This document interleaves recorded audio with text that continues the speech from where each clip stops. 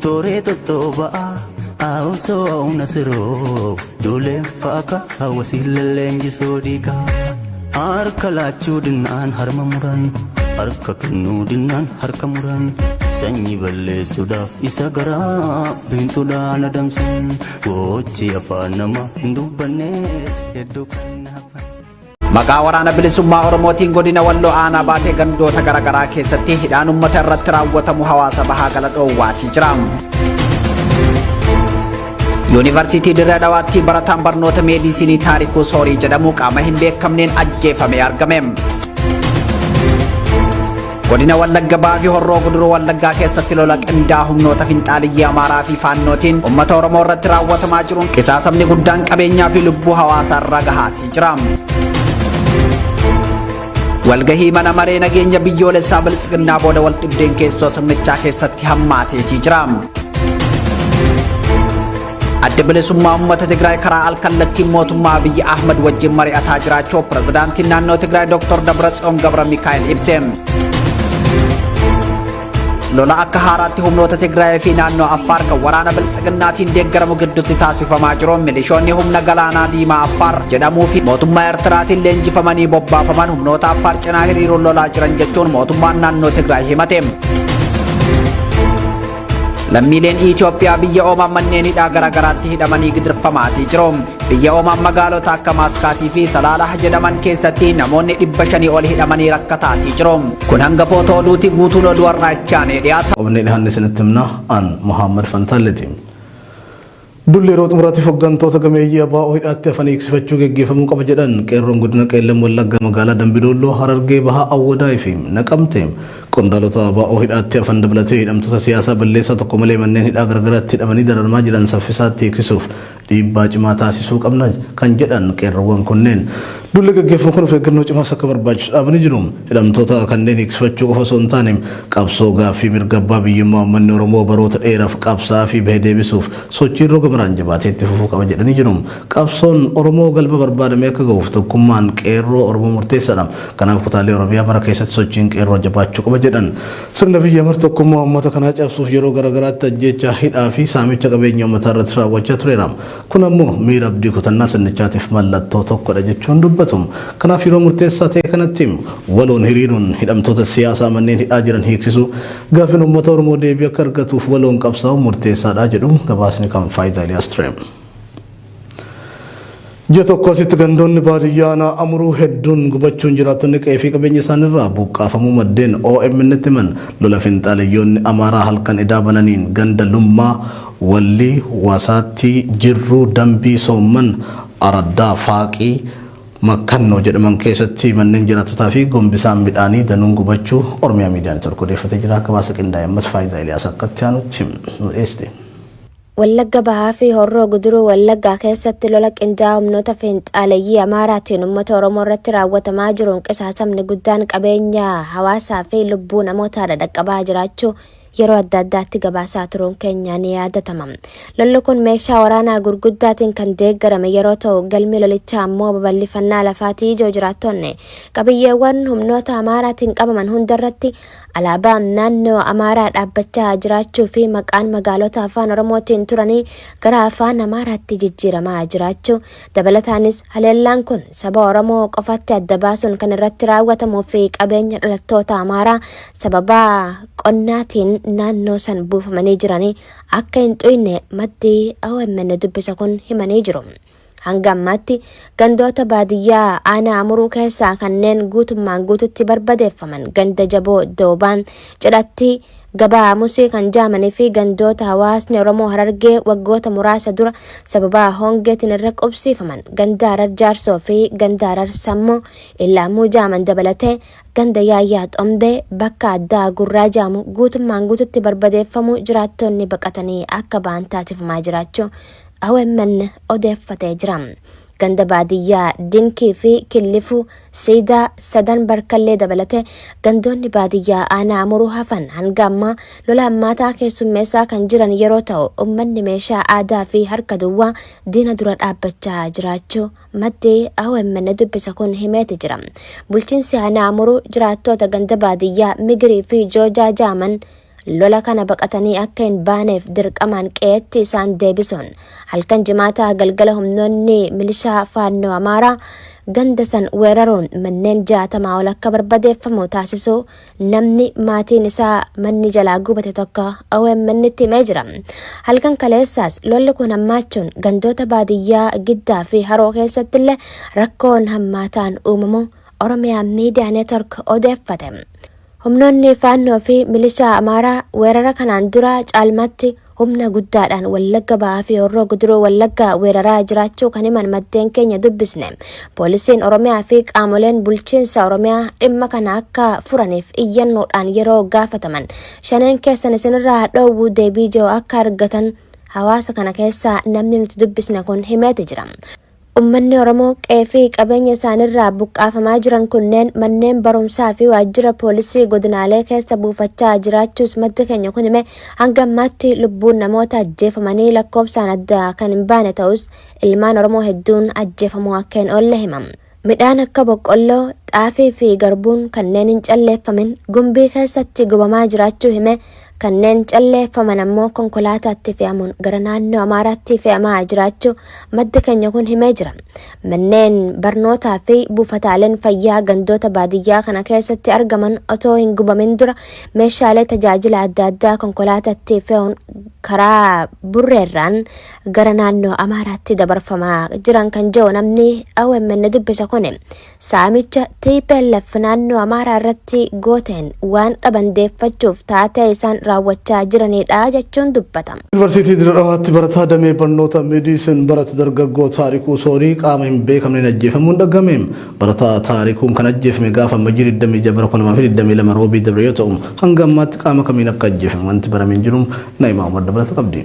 Yuunivarsiitii Dirreedhawaatti barataan damee barnoota meedisin baratu dargaggoo Taarikuu Soorii qaama hin beekamneen ajjeefamuun dhagahame. Barataan Taarikuun kan ajjeefame gaafa Amajjii 26/2022 roobii dabre yoo ta'u hanga ammaatti qaama kamiin akka ajjeefame wanti beekame hin jiru. Hiriyaan isaa galgala kibxataa doormii inni galu keessaa dhabuu kan himu namni odeeffannoo kana nuuf qoode kun akkasuma hanga ganamaatti illee doormitti hin deebine eegnee dhabnaan gamtaa barattoota Oromootti beeksifne. Gamtaan barattoota Oromoos bakka hedduu barbaadee dhabee jira. Ergasii guyyaa sa'aatii 9tti humnoonni mootummaa dhufuun barattoota hunda gadi yaasanii ka'anii doormii keessaa reeffa isaa gadi baasan jechuun hima. Humnoonni kunneen reeffi nuuf haa qoratamu jennee ijoolleen keenya dubartoota konkolaataa dura ciisanii kadhatanis didanii ambulaansii kara birootiin baasanii deemani. Walitti qabamnee gaafa gaaffii gaafannu ammoo ofiif of ajjeese jechuun deebii nuuf laatan jechuun himee jira. Taateen kun ammoo akkaan nu yaaddessee jira. Mataa keenyaafuu sodaa ulfaataa keessa jirraa kan jiru barattoota gidduudha. Namni Oromiyaa Miidiyaa Neetwork dubbise kun haalli yuunivarsiiticha keessa jiru akkaan yaaddessaa ta'uu hima.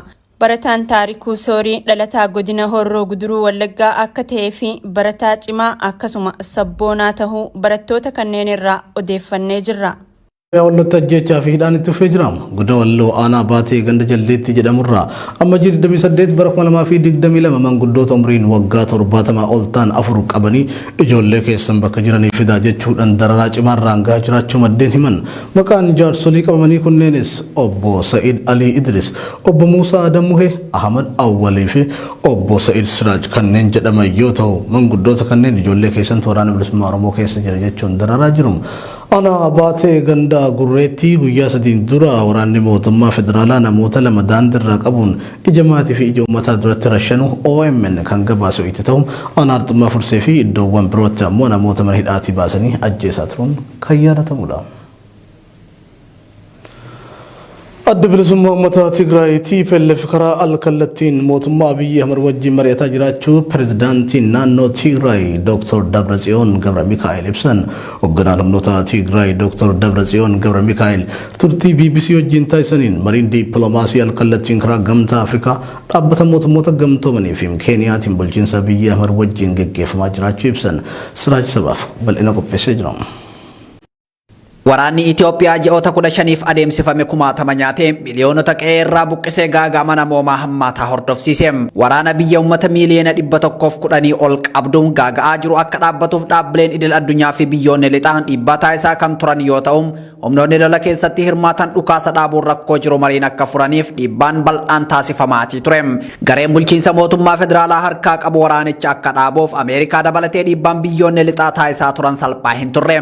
Waamicha marii nageenya taasifamaa ture bulchiinsi Abiy Ahmad Itoophiyaan duula olaantummaa seeraa kabachiisuu irra jirti. Kun ammoo dhimma keessoo biyyaatiin giddu lixiinsa biyyoota lixaa hin simannu jechuun imala waraana ji'oota 15 itti fufe.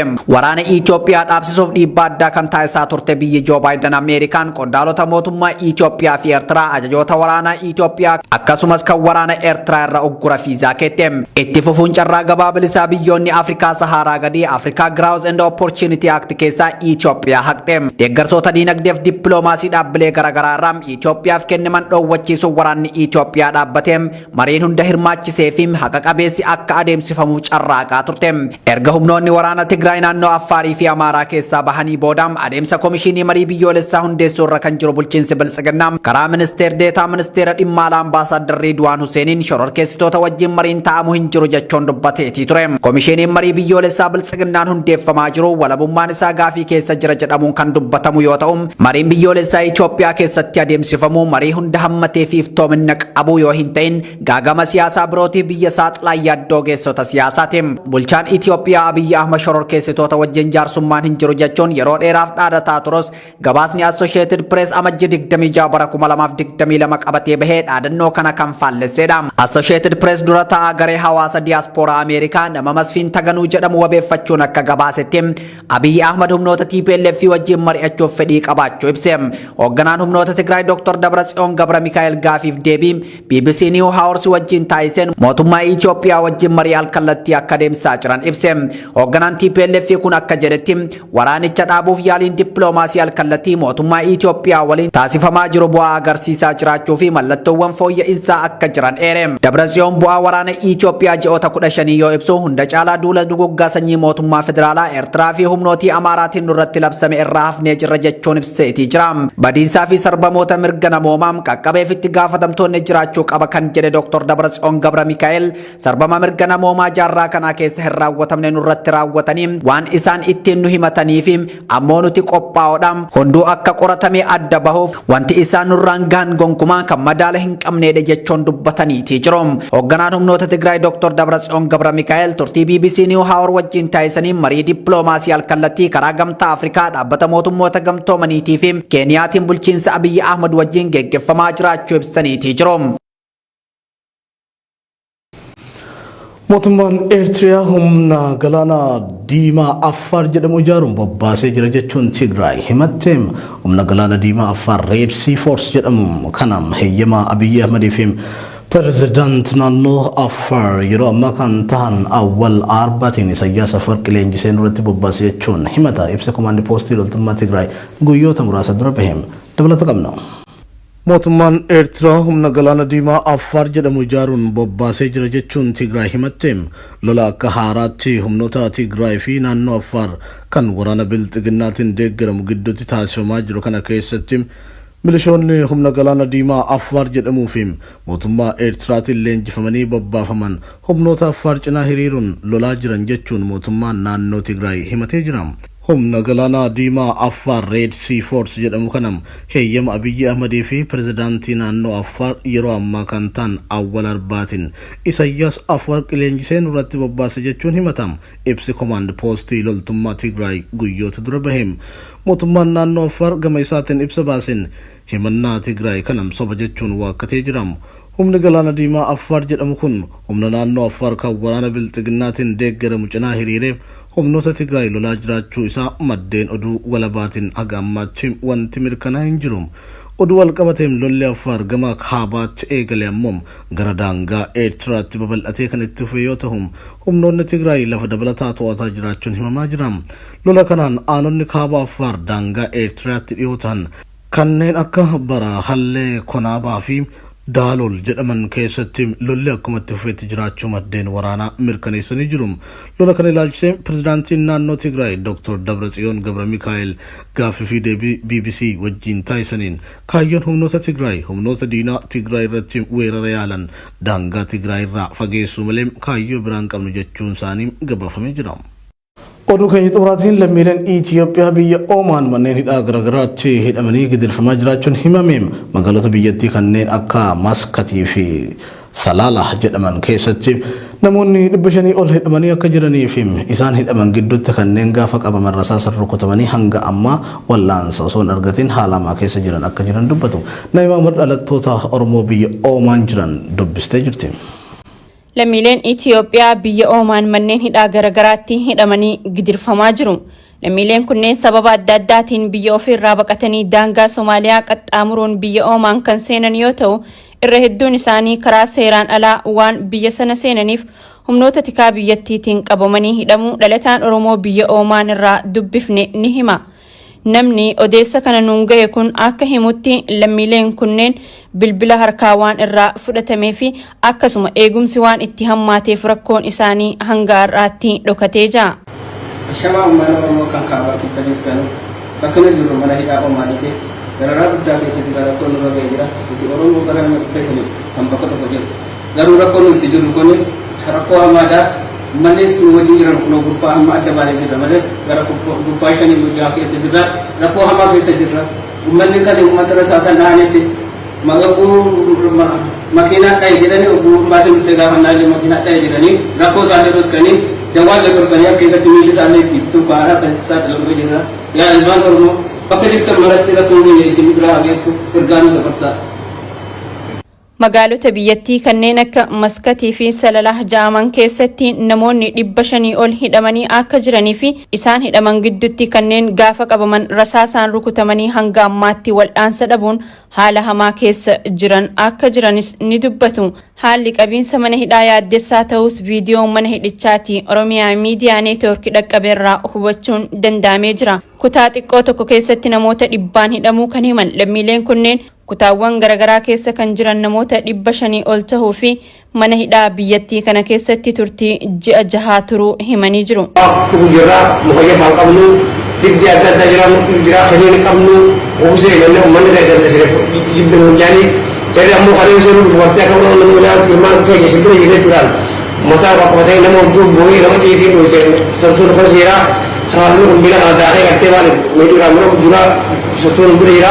nama sebetulnya aku ini sudah berarti wallahi hal ajaib kesira menurut begitu dengan akan mendapatkan segala urusannya gak sebenarnya di gerak menurut kalau mendapatkan jannah kalau nggak selamatan dari sebenarnya assalamualaikum.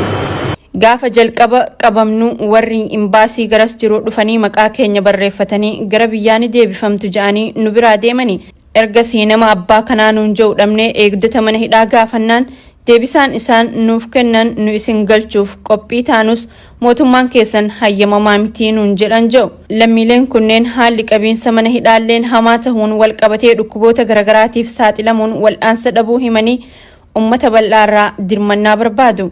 Biyya Saawud Arabiyaattis lammiileen Itoophiyaa 100,000 lakkaawaman rakkoo wal fakkaatu keessa jiraachuun ni beekama. Irra jireessi isaanii dhalattoota Oromoo ta'us ragaaleen ni